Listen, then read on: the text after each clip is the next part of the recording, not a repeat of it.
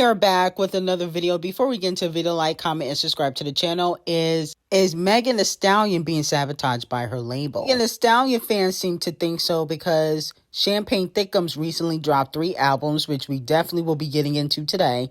And Sexy Red is on 2 songs. Okay, Gorilla have been getting a lot of collaborations recently as well.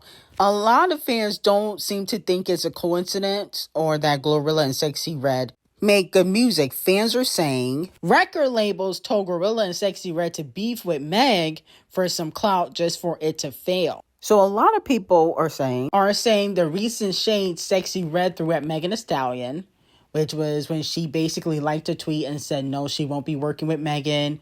Gorilla recently worked with DaBaby on the Pop That Thing remix. A lot of people feel like she's not a girl's girl because DaBaby has exposed Megan and said that he effed her and, you know, he was Team Tory. So a lot of people feel like Gorilla's not a girl's girl. She also posted Tory Lanez's song on Instagram. I think that was last year. So people feel like the labels are telling female rappers like Sexy Red and Gorilla to beef with Megan Thee Stallion. Okay, and that is corporate giants against Megan. In my opinion, I don't think it has anything to do with that. I think when it comes to Megan and Gorilla, I think Megan thought she could sun Gorilla. And I think Gorilla has proved that she doesn't need a cosign from anybody. She's in her own lane. And then on top of that, Megan has this social media praise or sympathy, but people don't buy her music. So nobody's going to call Megan for a collaboration if people are not really buying her music like that. Okay, let's just be completely honest. And Megan's not innocent. She's not an angel. She does stuff as well. And I think a lot of the girls are sick and tired of pretending to like each other. So now, especially since, you know, Nicki's not really making music anymore, a lot of the girls are going to be open about the disdain that they have for each other. But Megan recently posted up in the studio. So let me know if you guys are here for Megan dropping a single. She's currently on hiatus, but allegedly she's about to pop back up because she recently posted in the studio and she was playing DNA, which I don't remember how that song sounds, but allegedly it's going viral on TikTok. Now, moving on from that, Paper Magazine has unveiled their mother and daughter pop duos. Madonna and Sabrina Carpenter, not really, okay?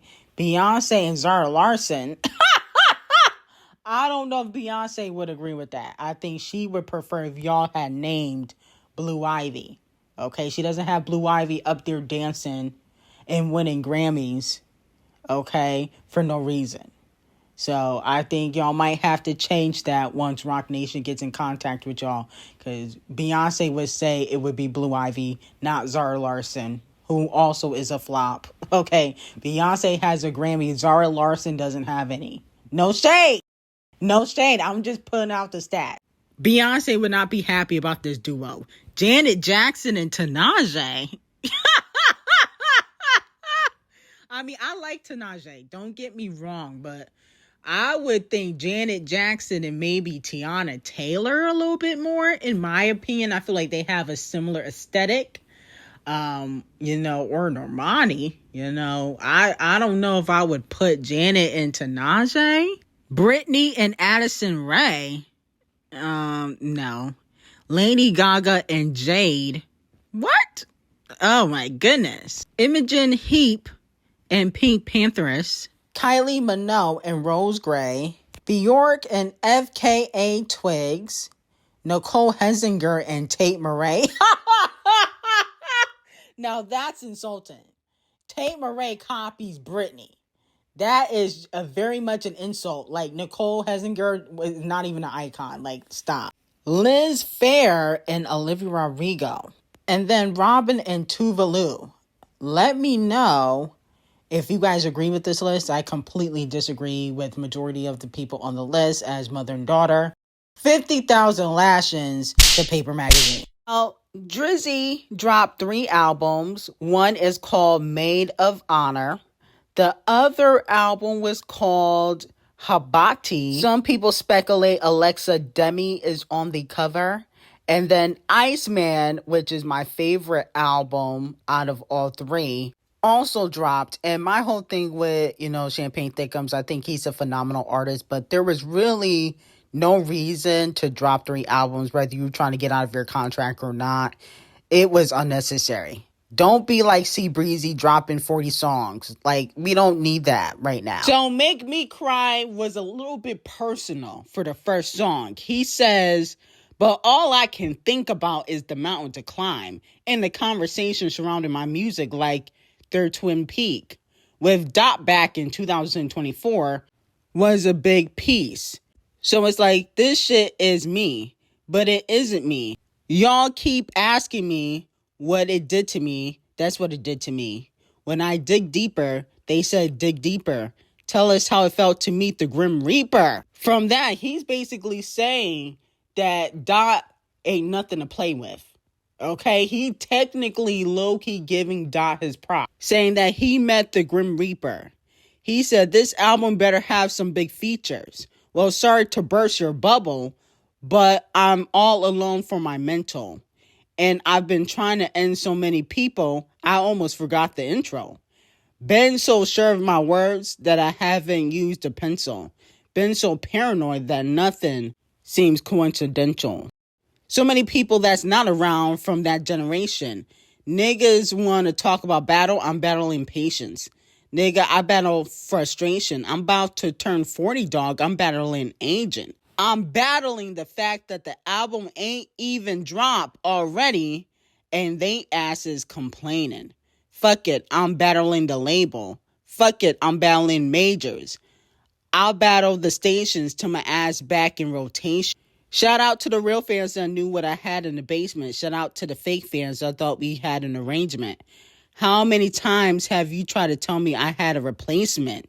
How many times are you about to ask if I had vacation? How many artists I've had to witness do bad imitations? So I was actually very impressed with Make Them Cry. It was very personal. He's talking about his father having cancer, him getting older, people questioning his career, and, how he's saying he's willing to go up against anybody to save his career, which I respect.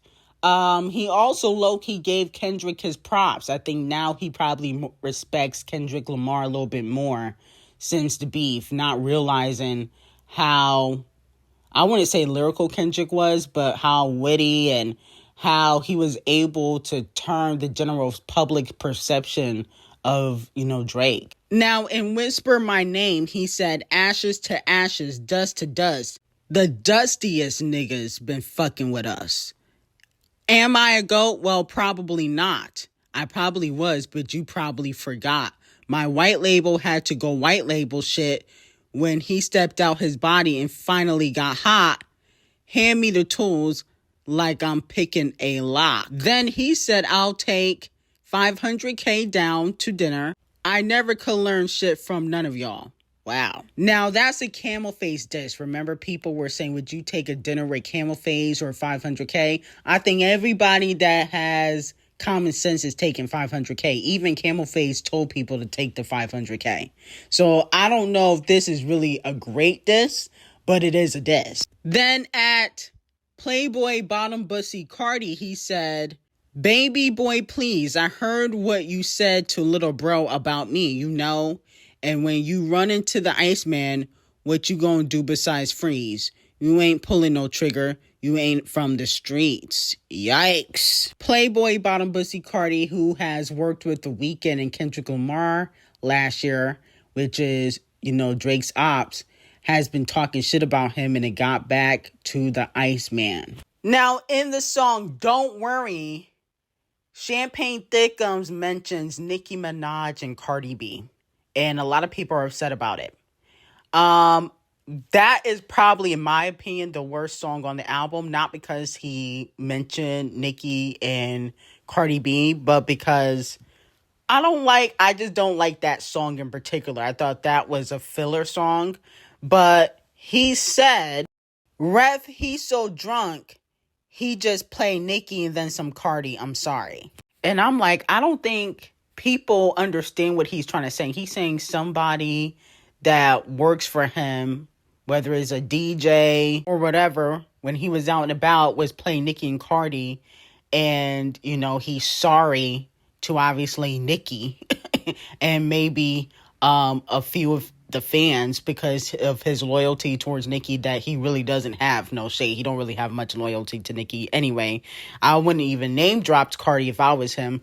But to me, this wasn't really a dig at Nicki. And I don't feel like he was bigging up Cardi B. If you got to say, I'm sorry, how are you bigging her up? You know what I'm saying? But let's not act like Drake hasn't brought out Cardi B at his OVO festival years ago and, you know, done, you know, snake stuff to Ckiminaj in the past. But I don't really feel like it was that big of a deal. I think people were over exaggerating. But in my opinion, that song is not the best song on the album anyway. It's very skippable.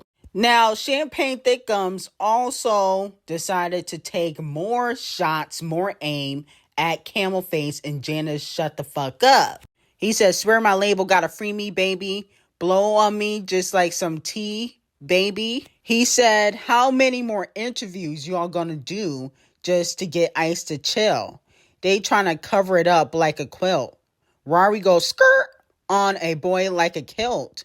Kept it 100 on paper like Wilt, tricking it off on her, paying her bill. We know how you OGs rocking already. My nigga, the jig is up.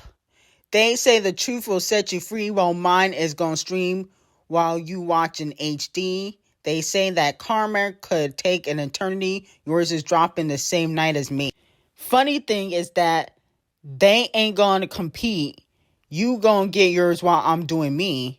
Now, I know Nicki not on the album, but didn't Ckiminaj say the jig was up to Camel Face a few months ago? Didn't she say that? And then it's clear as day that he's been watching Camel Face's interviews about Camel Face saying how he don't like battle rap and he don't like when people diss each other because it gets too out of hand.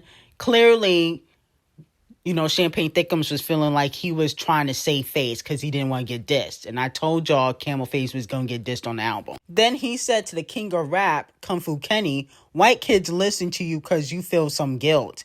And that's how your soul gets fulfilled. Handing out turkeys on camera inside of your hood, then you go back to the hills. How many houses you build? How many souls did you heal off the back of your deal? Yikes. Now, in Run to Atlanta, this is where things get a little bit sticky because he's throwing shade. He's throwing shots at Rihanna and ASAP. Wow, wow, wow. He said, we sharing women that I've already fucked at the height of my success. All you coochie boys losing it and you need to take your meds. When I tell you dip because it's ice time, bitch, it ain't the fake fans. Now, it make them pay. Champagne Thickums says, LA love the sound. I could play a show for 1 million people. Don't be surprised if you see the whole YM in Cali, just like the village people. These niggas measure they D size in millimeters. So we might get a Young Money Stadium tour.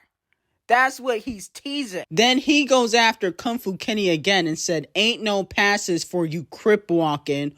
All of that diss talking, kiddo, beat it.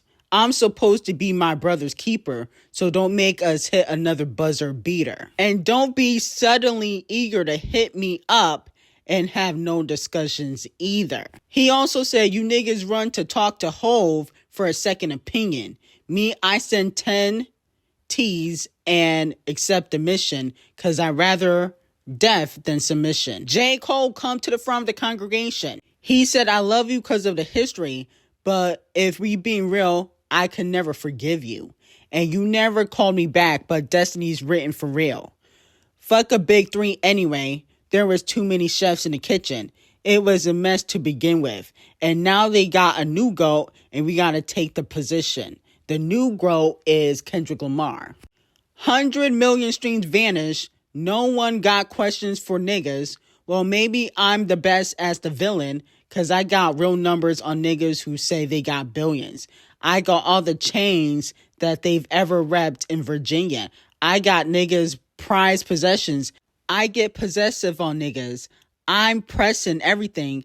I get impressive on niggas. So that's obviously at Pusha T and Pharrell, because doesn't he have Pharrell's chain that he bought? Technically, he didn't steal it. He bought that chain. Now, Khaled got to come to the front of the congregation. He said, Khaled, the beef was fully live. You went halal and your people are still waiting.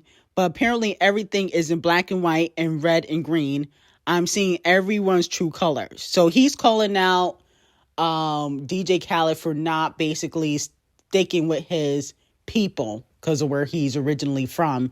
And I do agree with Champagne Thickums on that, but what does that have to do with the beef? I get that DJ Khaled was silent, but so were a lot of other people. Now, a lot of people were upset at Champagne Thickums because when he went live on YouTube, he previewed a song with Stunna Sandy, who is an Ice Spice clone, but is not on Iceman. It's is on Maid of Honor. And a lot of people are saying that he did this because Ice Spice wouldn't sleep with him. Let me know if you guys agree or disagree. If you feel like he did that strategically because Ice Spice would not sleep with him, he decided to put Stunna Sandy on his album. In my opinion, I feel like Ice Spice should have gave him some coochie then, because to be quite honest, what has it done for her sleeping with Riot's? Okay, Riot, he's an okay producer, but he's not that great. And the last few songs that they've dropped together have been trash. Okay, so you should have gave Champagne Thickums some coochie if you wanted to be on his album. Like Sexy Red gave him coochie. The songs are trash, the ones that Sexy Red are on. We're going to get into that a little bit later. But she gave him coochie and he collaborates with her the most. Okay, more than Nicki. Because Nicki ain't giving him none. That's why she wasn't on Iceman. Okay, well, I got the real tea on why she wasn't on Iceman on Patreon. Link would be in the description. But Ice Spice, you should have known better. Now, in Burning Bridges, he back dissing Rhea and ASAP. Goodness gracious, he won't stay off their neck. He said, yo, baby mama ain't even post your single. Damn, where's she at? Where's she at? But I got love for your missus and her sister. So I told Capo we can't burn them bridges. You saw my brother. You was trying to fix it. Now you drop your album and you back to dissing. So that's definitely at ASAP the Colorist, because he was definitely dissing, Champagne Thickums on his album. But allegedly behind the scene, he trying to fix it. Interesting. I think he trying to get that Iceman feature for his next album. Now, in National Treasure, he said, we must have been dealing with the spur of the moment, because why did we think you could get us a ring? They bragging about how you went home. The F are they on? Crody, we threw them away. G-Pop sent us a real one from Dago. And next thing we knew, we were throwing parades. So that's obviously at DeMar DeRozan. Now, Too Hard for the Radio is one of my favorite songs on the album. Did y'all hear that beat switch? No shade, it do sound like he was influenced a little bit by Squabble Up by Kendrick Lamar. It do feel like he was influenced just a little bit. I know he was listening to GNX. Now, DJ Mustard got to come to the front of the congregation because he said, you ain't had one since me and YG rapped. Facts, 900 million for the tracks. Rack City, bitch, we remember that. Damn, you should have tried and get back to that. This new shit, you could have kept it on the laugh. Fact. I disagree with the statement. I think DJ Mustard killed it with GNX. The songs that he was on, like TV Off, that was a bop. Not Like Us. You don't want to admit it, Drake. I understand, but that was a bop. I'm sorry. So he definitely has had slaps since Rack City. Don't ever try to do him like that. Now, in Firm Friends, he told ASAP the Colorist to off himself, basically. He said, KYSASAP, that's some shit you could do for me. Damn! You really want ASAP to off himself? Champagne Thickums, I don't think you really want that. I think you were just trying to be funny. He also said, you think I didn't see you stay silent? That's like endorsing it all. May as well stand behind him. I stood beside you. thought there was some good inside you. Situations like these, they force you to notice the difference. He was on DJ Khaled's neck in Iceman. I was like, wow. Now, Drake also said in Make Them Know, I'll never forget July, the worst I felt in a while. Now, that is when the Not Like Us music video dropped on the 4th of July last year. Oh, wait, not last year. In 2024. Sorry. Now, Sexy Red and Drake's collaboration, Cheetah Print. Oh, I know Scratch Off is upset. He made a song called Cheetah Print and didn't call Scratch Off? That's how you know he knows she a flop. That's disrespectful. Wow. He got a song Cheetah Print without Scratch Off on it. Wow, but the song is trash anyway. The song is terrible. Sexy Red. I don't know why people keep putting this hoe on songs. I know she sucked D, but goodness gracious, Drake. Please leave her off the records. Please. The song is trash. I do not like it, but it's on Maid of Honor. It's not on Iceman, but whatever. The point of the matter is I think he's very disrespectful to Scratch Off. Like, he disrespected Icespxce and Scratch Off. Now, her, nor there, on Habati was also trash as well. They got 2 collaborations on 2 separate albums. Drake put out too much music. He put out too much music. It was ridiculous, low key. But Iceman is a really good album. I already discussed the disses on 1 AM Albany on my podcast channel yesterday, because that song leaked. Well, he leaked it. I don't think it leaked on accident. I think he leaked it. But we got to discuss this Dre bar.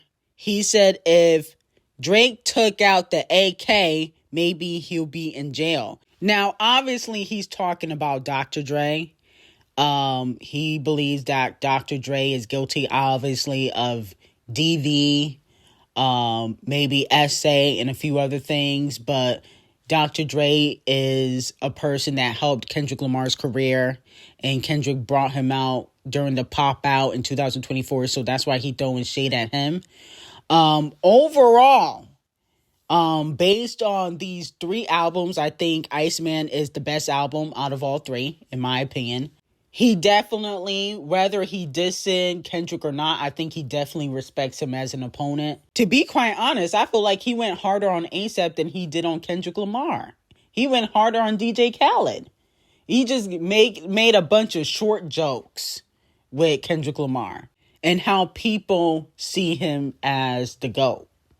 Now that since, they don't view Drake as number 1. A lot of people believe that. So he acknowledges that the positions have changed, which I respect. And I would give Iceman maybe like a 9 or 8 out of 10. In my opinion, I feel like this was definitely one of the best rap albums of the year. Habati and Maid of Honor, I didn't really listen to those albums all the way through, but there's too many Sexy Red and unnecessary collaborations. We didn't need 21. We didn't need Sandy Hook, or what was the girl, the Icespxce clone. We didn't need her. Next thing you know, he gonna work with Trim. he gonna get Trim on a song. But she gotta give up the coochie, okay? Like the others did. See, Icespxce, you missed out because you didn't want to give up the coochie. You wonder why he don't fuck with Megan. No, let me not start that. Now, before we go, DJ Khaled decided to clap back at Champagne Thickums on Instagram. He said, "Let God rise and all his enemies scatter. No man, no better than Jah, and we all run Jah crew. Stand against you hating me. Them just can't go through them heart. Clean nor free. I remind them so much of who they are supposed to be. 1 AM of royalty. Them lost them identity." Okay? So that's what DJ Khaled had to say. Overall, I'll give Iceman, like I said before, a 9 out of 10. There are some really good tracks, replayable tracks on the album. This album is 10 times better than what A$AP The Colorist dropped a few months ago, and better than the J. Cole album.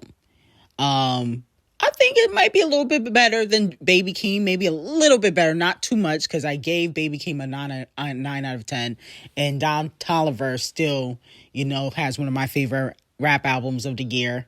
But this is a very good album. The other two albums, Maid of Honor and Habati, those are chops for me. I'm not going back to those albums. Iceman, fire. But anyway, I got some very hot tea on Patreon. Link will be in the description. And I hope you guys have a great day.